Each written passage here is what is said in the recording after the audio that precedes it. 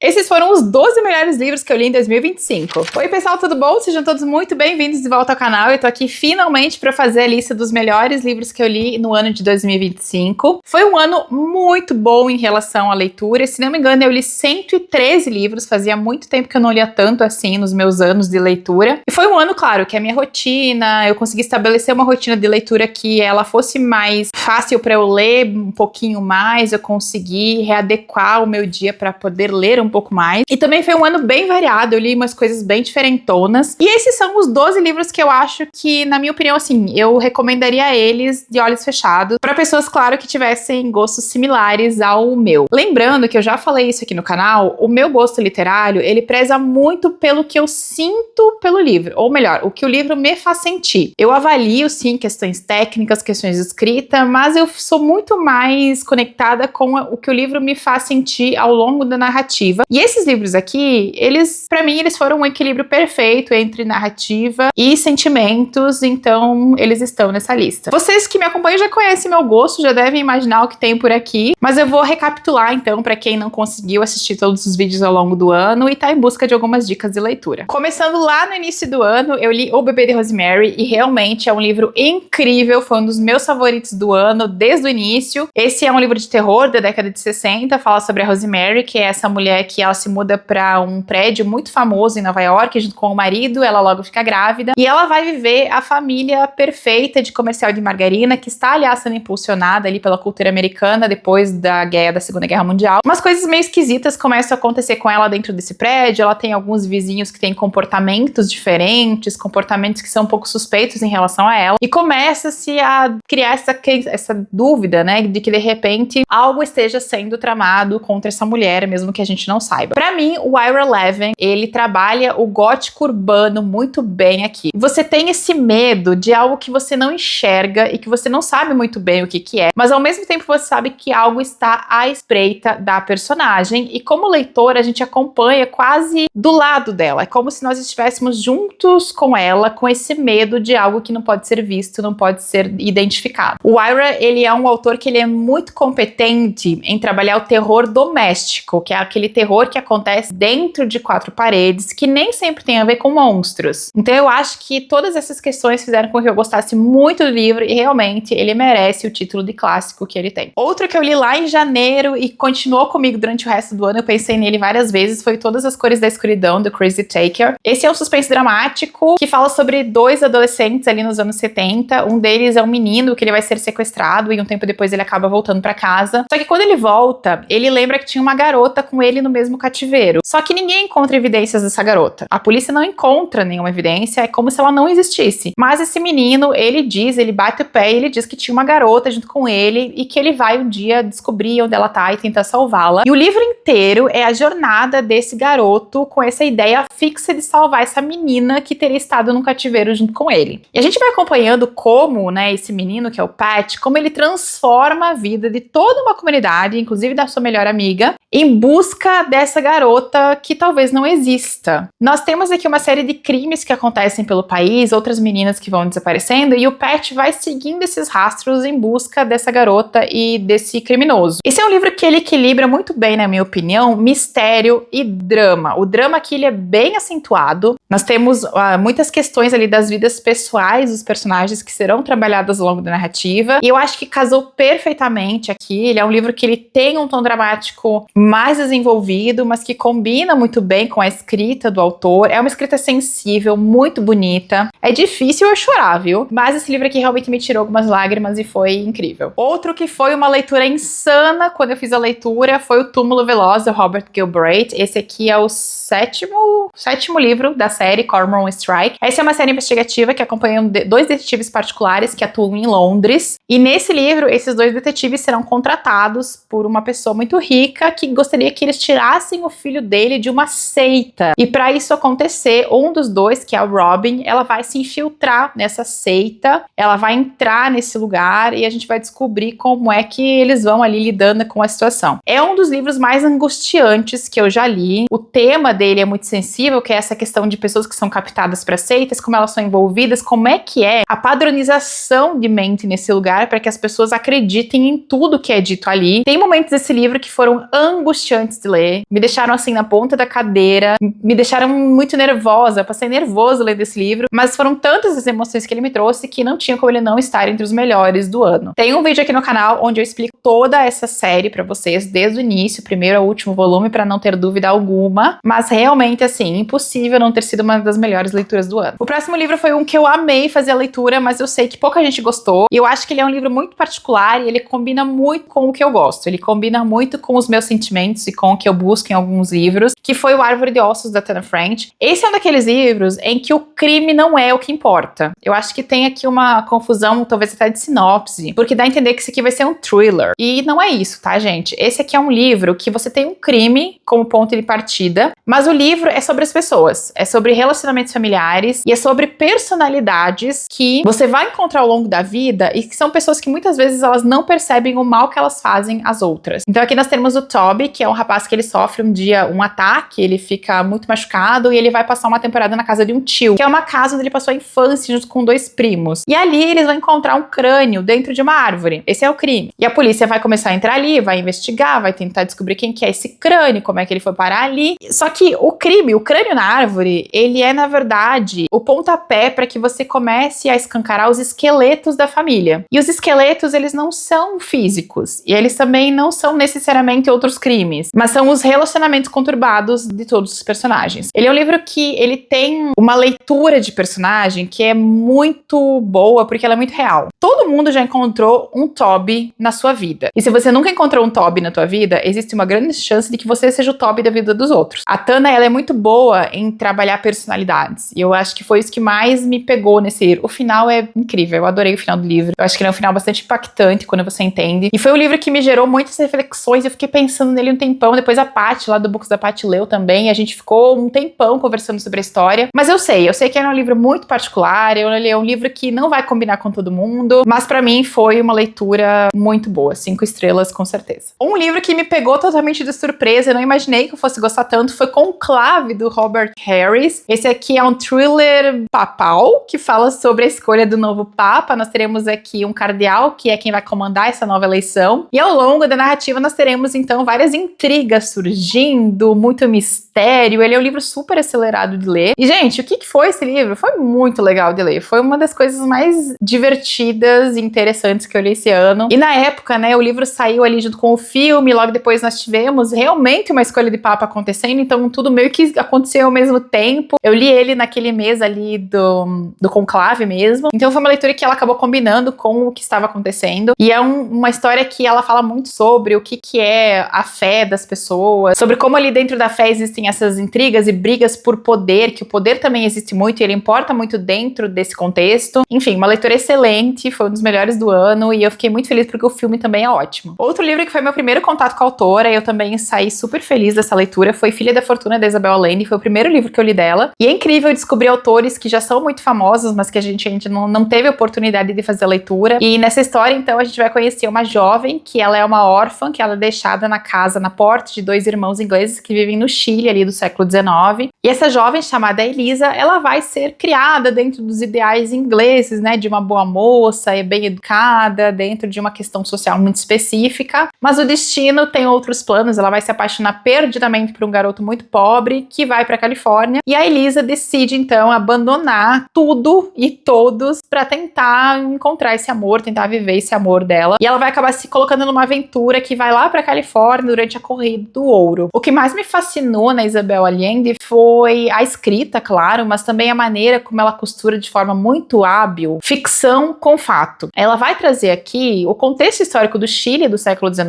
e também o contexto histórico do início da corrida do ouro da Califórnia. E a maneira como ela faz isso, como ela costura o real com o ficcional, é tão potente e é tão interessante que você se pega muitas vezes acreditando que esses personagens, eles realmente estavam lá. Eles estavam lá na corrida do ouro, eles existiram lá. Se você jogar no Google, você vai encontrar essas pessoas. E não é, né? São pessoas ficcionais, mas elas representam tão bem pessoas que realmente podem ter existido, que a autora, ela quase faz com que você quebre essa parede da ficção e da realidade. E eu achei isso sensacional e, obviamente, vou querer continuar lendo Isabel Allende. É uma escritora que vale muito a pena conhecer. Outro livro que eu amei de coração, assim, amei muito fazer a leitura, mas também sei que dividiu opiniões, então é aquela, né? Funciona pra um, não funciona pra outros e tá tudo certo. Foi o No Meio da Noite, 2018, do Riley Sager, e eu gostei muito desse livro porque ele tem uma pegada mais dramática e mais melancólica, diferente de tudo que o autor já tinha escrito até o momento. Esse é um livro que ele não tem tantas reviravoltas insanas, como é costume do autor colocar nos seus livros. Ele é um livro que ele tem um tom um pouquinho mais melodramático, e o tom dele, na verdade, é muito focado em falar sobre o que o peso do luto faz com uma pessoa. Porque o personagem principal aqui, quando ele é criança, ele e o melhor amiguinho vão acampar no quintal e o melhor amigo dele desaparece. E esse homem, né, ele passa a vida inteira, mais de 30 anos da vida dele, com um peso, dizendo que a culpa foi dele. Ele acha que a culpa foi dele, pelo amigo ter desaparecido. E isso influencia todas as áreas da vida dele, inclusive o casamento. Ele é uma pessoa que nunca consegue se libertar da culpa. E a culpa corrói a vida dessa pessoa, corrói a vida desse protagonista. Então, 30 anos depois, ele volta pra casa e tem uma pista ali que talvez leve à resolução do caso do amigo desaparecido, e a gente vai acompanhar isso. Mas esse é um livro que ele fala muito mais sobre você perdoar a si mesmo por coisas que não são culpa sua. Ele é um livro que eu acho que ele traz uma mensagem embutida que é muito potente, muito interessante. E eu acho que todo esse clima mais melodramático e um pouco mais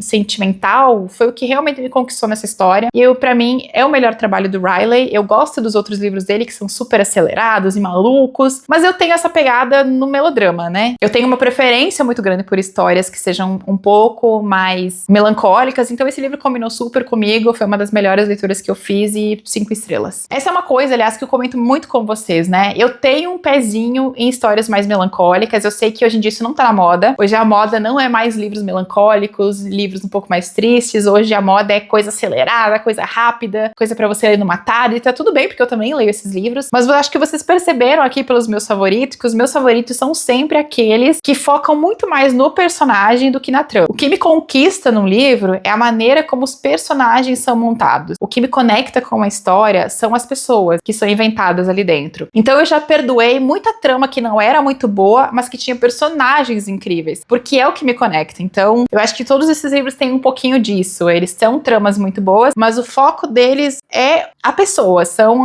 os personagens ali no meio. É uma particularidade que a minha leitura tem. E eu sei que não é o que todo mundo gosta, né? Como eu comentei, hoje em dia a gente tem vivido esse momento mais acelerado, inclusive nos livros. E eu entendo super, porque eu também leio livros acelerados o tempo todo. Aqui no canal aparecem vários, né? Mas não adianta, gente. O meu amor ainda é nos livros mais lentos, nos livros um pouco mais introspectivos. E se tiver uma dosezinha de tristeza e melancolia, muitas chances de que eu goste da história. Outro que eu amei e que tem tudo isso que eu acabei de comentar com vocês foi Somos Todos Culpados, da Karen Slaughter. Esse aqui é um novo livro dela, que traz aqui a história de o desaparecimento de 2 jovens numa comunidade pequena. E nós teremos uma detetive que vai ser encarregada de descobrir o que aconteceu com essas jovens. Esse livro tem 2 tempos narrativos, o tempo do desaparecimento e 12 anos depois. A gente vai descobrir o que aconteceu e uma nova menina desaparece 12 anos depois e a mesma detetive fica encarregada. Esse é um livro que, como ele é o primeiro de uma nova série, o foco dele é nos apresentar os personagens. E aqui, novamente, o trunfo. Os personagens aqui são muito bem delineados. Muito bem delineados. Você entende essas pessoas. Você sabe que elas podem existir. Então, você tem um mistério acontecendo, a investigação e tal, mas ao mesmo tempo você tem um foco muito grande nas pessoas. E foi um livrão do início ao fim, muito bem elaborado, muito bem feitinho, começo, meio e fim, tudo foi respondido. E me deixou super feliz porque eu amo a Karen Slaughter, né? Ela é minha autora favorita hoje em dia em literatura policial. Então, ter um trabalho dela que é tão consistente é sempre uma alegria. E eu tô louca pra um novo livro dessa série. Por favor, Karen, não demore, lance logo o segundo, porque nós precisamos reencontrar esses personagens. Outro livrão que segue a linha, né, dos meus favoritos aqui foi o Ecos da Floresta, da Liz Moore, que tá saindo esse ano, aliás, já saiu pela HarperCollins com uma outra capa, vocês já encontram ele pra comprar. E essa é uma história também que fala de personagens. Você tem mistério, mas o foco aqui é entender as pessoas. Nós temos 2 desaparecimentos de 2 crianças que acontecem na década de 60 e 70 no mesmo acampamento. E essas 2 crianças são irmãs. São filhas de uma família muito rica, muito influente, que é dona do parque ali, é dona desse acampamento. E para você entender o que aconteceu, você tem que ir acompanhando as vidas privadas dessas pessoas. Entender quem elas são, o que elas fazem, quais são os seus dramas, quais são os seus erros. É o que faz você entender toda a narrativa e o que realmente aconteceu com essas crianças. É um mistério bem atmosférico, que te leva lá para os anos 70, no meio de um acampamento estudantil. E eu terminei assim pensando, caramba, como é bom quando você lê um livro bem escrito e bem montadinho, com uma escrita profissional, uma escrita consistente, legal. Foi isso que eu senti senti quando eu tava lendo e realmente foi um dos melhores do ano e precisava estar nessa lista. Outra autora que eu conheci em 2025 também adorei, gente. Que livro bom, que escrita boa. Foi a Maria Dueñas com Se o Destino Nos Trouxer de Volta. Ficção histórica que se passa na Argélia Francesa do início do século XX. Acompanha uma personagem que ela foge da Espanha para a Argélia Francesa. A Argélia Francesa, gente, é esse território que fica no norte da África e que muitas pessoas fugiam da Espanha ali no início do século XX para a Argélia, porque na época o domínio era francês ali. E essa personagem faz a mesma coisa e o livro é a jornada da protagonista, é a jornada dela através de muitas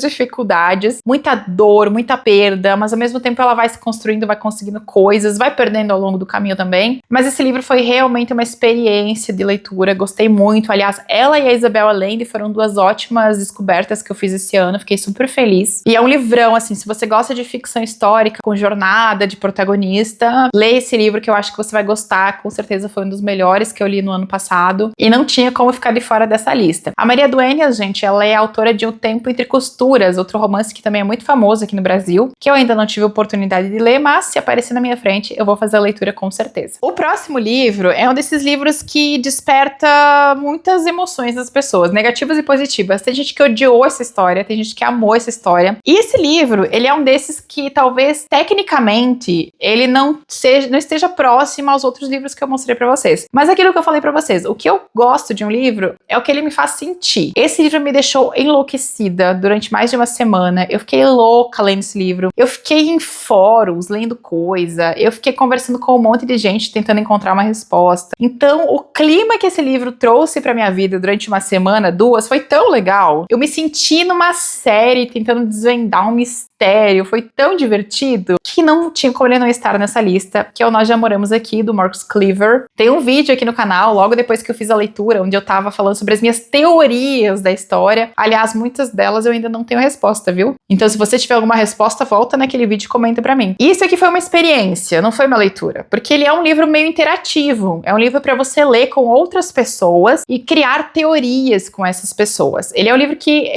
ler sozinho talvez não seja tão legal. O legal é você ler com alguém, com um companheiro, com uma amiga. E enquanto vocês forem lendo, buscando na internet as respostas dos enigmas, porque o livro é cheio de pequenos enigmas que você tem que desvendar e tal. Então realmente foi uma experiência de leitura muito divertida, muito divertida. Eu acho que foi tão divertido que não tinha como ele não estar nesse vídeo, né, dos melhores livros que eu li esse ano. Talvez não seja o melhor, como eu falei, tecnicamente, mas a sensação de diversão que ele me trouxe fez com que ele merecesse estar aqui, sabe? Então ele está aqui na lista. Outra ficção histórica, aliás, esse ano teve algumas ficções históricas, viu? Nos melhores do ano, que eu curti muito. Muito mesmo foi Cleópatra. Esse aqui é um livro da Natasha Solomons, que conta a história da Cleópatra num período da vida dela, que é o período em que ela sobe ao trono ao lado do irmão e logo depois ela vai conhecer Júlio César. Então aqui o foco da autora é mostrar esses embates políticos que acontecem entre ela e o irmão e entre ela e César. E o que eu mais gostei nesse livro é como a autora ela é muito perspicaz em trazer uma dimensão muito humana para Cleópatra. Ela foge um pouco da Cleópatra mito, ela foge um pouco da Cleópatra da ficção, que é muito inventada, que tem muita coisa ao redor dela, né? Essa coisa dela ser uma sedutora, dela sempre ser lida através do seu corpo, que é uma coisa que acontece bastante na ficção. Ela não faz aqui. Ela traz uma Cleópatra engenhosa, inteligente, que entendia o peso de ser a rainha dominante de um povo gigantesco, de uma área gigantesca. Era extremamente versada, inteligente em política. E ela sabia se movimentar nesse mundo. Ela sabia se posicionar nesse mundo de figuras poderosas que poderiam ou não querer a terra dela. Então, eu achei